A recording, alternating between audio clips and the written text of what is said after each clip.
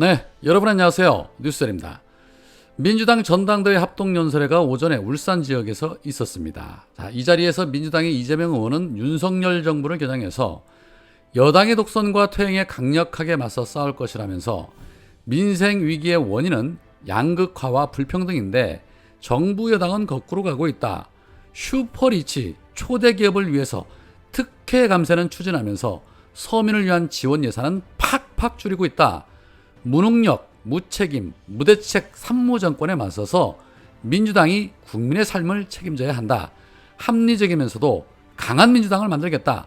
국민이 부여한 권한을 망설이지 않고 최대치로 확실하게 행사하겠다라고 강조했습니다. 자, 그와는 반면에 오로지 남 탓하기에 급급한 박용진은 또다시 당헌 80조 개정안을 반대한다는 입장을 피력을 했습니다. 박용진은 오늘 연설에 앞서서도 민주당 의원들에게 당헌 개정과 의원총회에 대해서 고견을 모아달라는 문자 친전을 보내기도 했습니다. 여튼 누구는 국민들에게 미래 비전을 제시하고 있는데 누구는 남 탓만 하며 밥그릇 걱정이나 하고 있는 모습 속에서 역시나 그릇의 차이가 비교되지 않는구나 라는 점을 알 수 있었습니다. 자, 그런 가운데 이 최고의 후보자 연설에서 최고의 하이라이트는 바로 윤영찬의 개그였습니다. 지금 우리 전당대회에서 최대 쟁점은 윤영찬이 당선되느냐 낙선하느냐라고 합니다.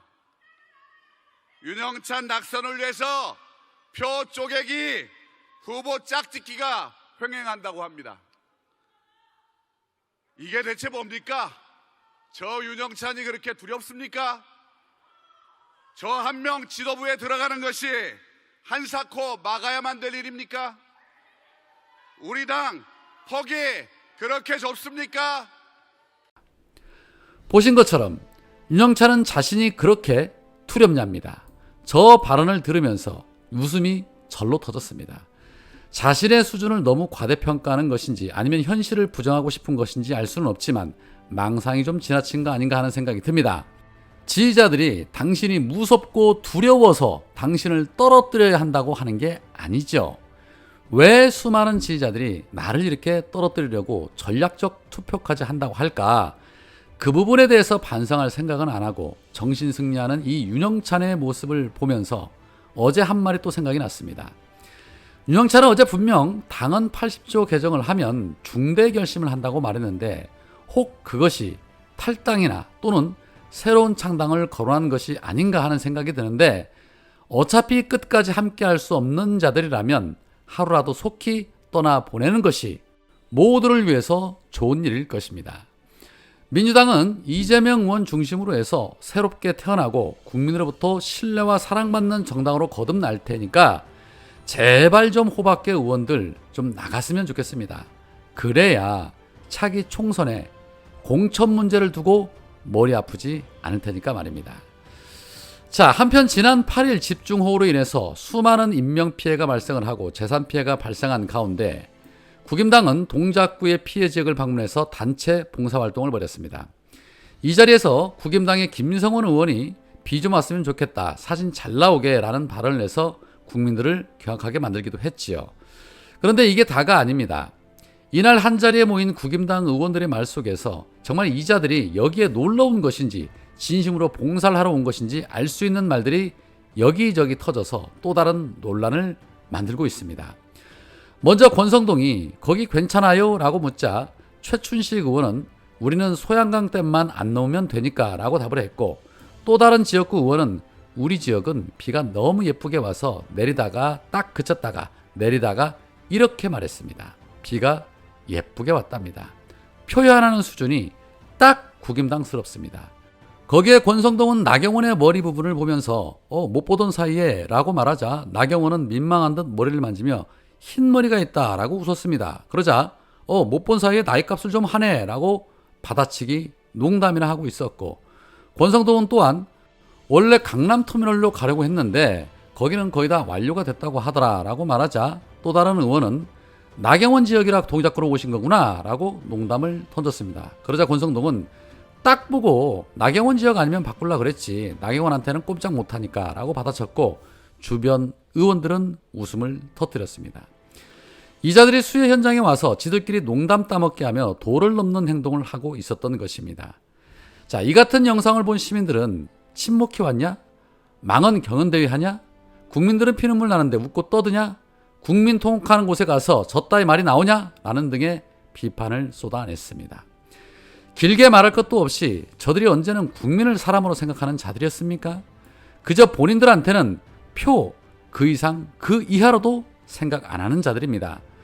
국임당 의원들의 이런 행태에 대해서, 그리고 윤석열 정부의 행태에 대해서 더 많은 국민들이 그 진실을 좀 알았으면 좋겠습니다. 자, 한편 어제 윤석열이 경제와 민생에 집중해야 한다면서 8.15 광복절 특사로 이재용 부회장 등 재계 인사들을 사면을 했습니다. 그런데 처음 예상과는 달리 이명박과 김경수 전 지사의 사면은 제외가 됐죠. 최근에 지지율이 곤두박질 친 상태에서 대다수 국민이 이명박 사면을 반대하고 있기 때문에 그 부분을 고려한 거 아니냐라는 예측을 하고 있었는데, 예상과는 다르게 한동훈이 반대를 해서 이명박 사면을 안 했다라는 충격적인 보도가 있었습니다.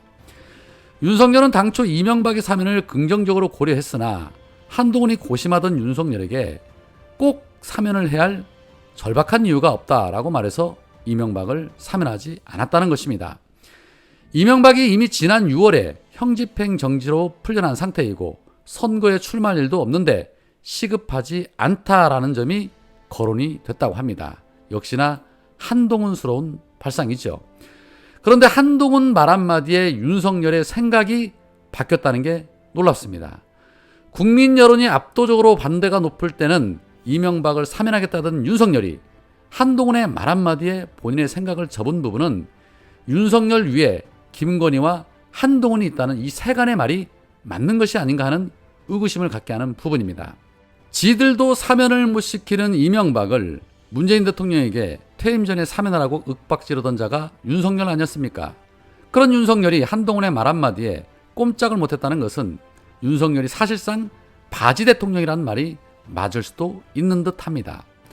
단순히 법무부 장관의 고견으로 보느냐, 아니면 법무부 장관이 정말 실세냐라는 것에 대한 판단은 머지않아 드러나게 되겠지요. 국회도 무시하는 한동훈을 보면 후자 쪽일 확률이 더 높은 것 같아 보이기도 합니다.